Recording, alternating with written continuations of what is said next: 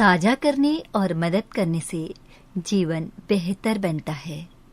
दूसरों के साथ बांटना और मदद करना हमें भी लाभ पहुंचा सकता है। दोस्ती का इनाम।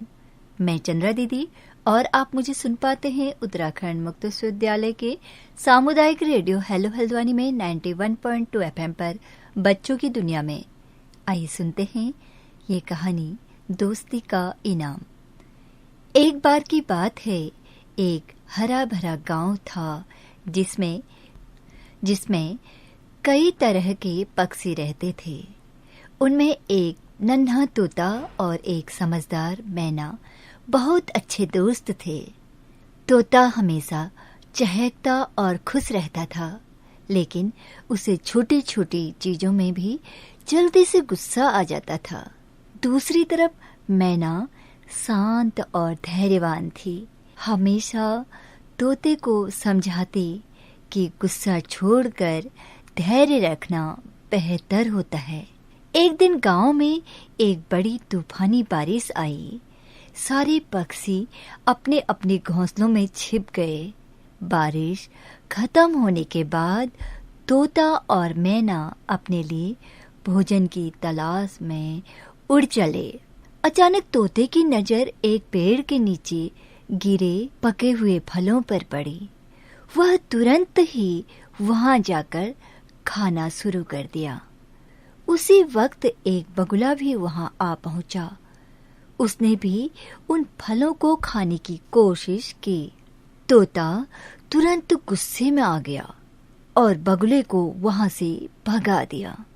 यह देख मैना ने तोते को समझाया, हमें दूसरों के साथ बांटना सीखना चाहिए। अगर हम दूसरों के लिए थोड़ा सा भी कर सकते हैं तो वह हमारे जीवन को भी बेहतर बनाता है।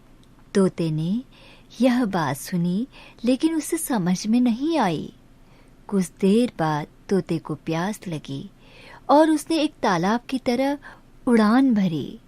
तालाब के पास पहुंचा तो देखा पानी बहुत गंदा हो गया था और उसे वहां से पीना संभव नहीं था।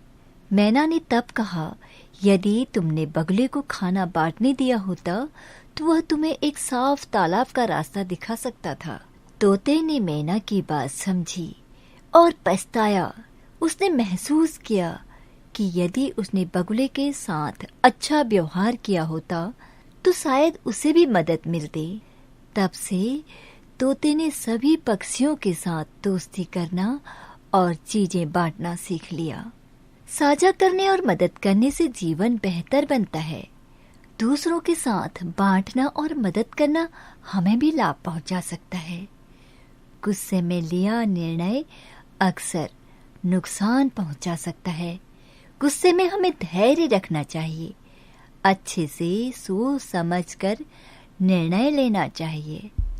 अच्छे व्यवहार का असर, यदि हम दूसरों के साथ अच्छा व्यवहार करेंगे तो हमें भी दूसरों से वही मिलेगा।